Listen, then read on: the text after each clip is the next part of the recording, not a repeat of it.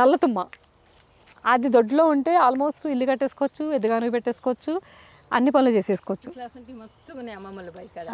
నల్లతుమ్మ అది 10 years ఉంటుంది, ఒకటి 70 years అయితే అన్నిట్లో పనికి వస్తుంది.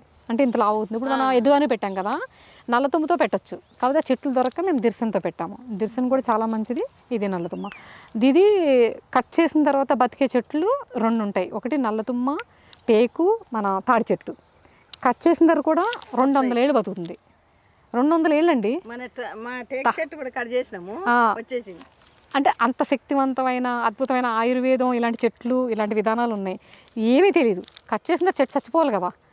తాడి చెట్టు అందుకే కల్పవృక్షం. దాని నుంచి వచ్చిన ఆహారం ఎక్కడం దొరుకుతుంది వదలొద్దు మీరు. తాటి పండ్లు, ముంజులు, తేగలు, బుర్రలు అస్సలు డైరెక్ట్ బ్లడ్ అయిపోతుంది. తాటి పేచు మీరు తింటే నెక్స్ట్ మినిట్ బ్లడ్గా మారిపోతుంది. అంత ఫైబర్ కంటెంట్ ఉంటుంది.